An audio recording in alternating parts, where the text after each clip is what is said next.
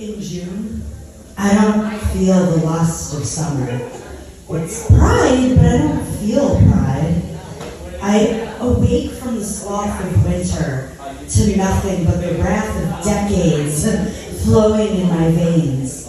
I see nothing but the gluttony of your avarice, your endless quest to profit off the oppression of a people for 30 days rather than fight it for 30 minutes. I see the vanity of your activism, and it fuels my rage. It fuels it most when you stand on your platform to make the people beneath you feel envy towards you, so that you can line your penthouse pockets with the products that you pander for pointless profits. While people are dying in the street, hun, you didn't let them take a knee because it meant you had to think about it too much, hun. They just wanted to live, so maybe it's time to burn it all down. And while the city's on fire, you sit in your privilege and cry. I feel like what you are failing to realize is that from these ashes, like a phoenix hope will rise. And maybe at the end we can start to equalize, but none of that matters when these brands are just forcing us to compete against the size of another woman's thighs. You want to take a day to post a little black square and be part of the movement when you think that you have something to prove, but where were you yesterday? Did their lives matter less to you then when you couldn't monetize yourself for the latest trend? And I know you think that this doesn't look like my fight, and maybe these words have a little too much bite, but if you get nothing else from me today, then get this, alright? Stonewall was a motherfucking riot before it was ever a parade. You like to throw rainbows on everything and claim allegiance with the gays for 6 weeks and then go back to pandering to the red, white, and blue, to the boys in blue, to the alt-right. And I don't think that's right. You expect people to trust you. You're upset at people who see through your performance, that you yearn to get back to a normal that never was in a world that only ever does more harm.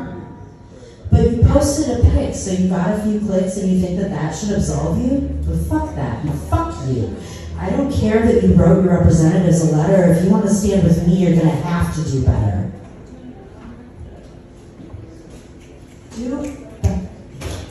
Do better. So how have we been doing? We're overdue for a check-in. You're putting whole communities in the wrong direction. Oh, yikes. Your profile pic's been a little black square for the last 6 years, hiding your face while you block your ears. You hopped on a trend claiming solidarity all of this time without praxis or parody. The cause of your problem is there in the mirror, B. A tiny black square that you use as a shield to hide behind, like I didn't notice it took you 22 months to use the word genocide. Claiming at the time that you would have embraced DEI. Coming out of lockdown with that all-black cast. Now belonging and inclusion is all in the past.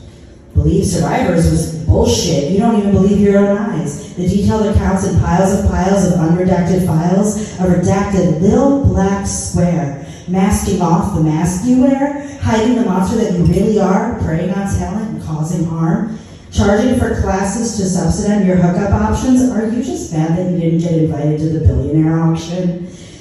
Our company denounces the actions of Babe. Stop. This entire IG carousel is AI slop. What will you do for content when the bubble goes pop?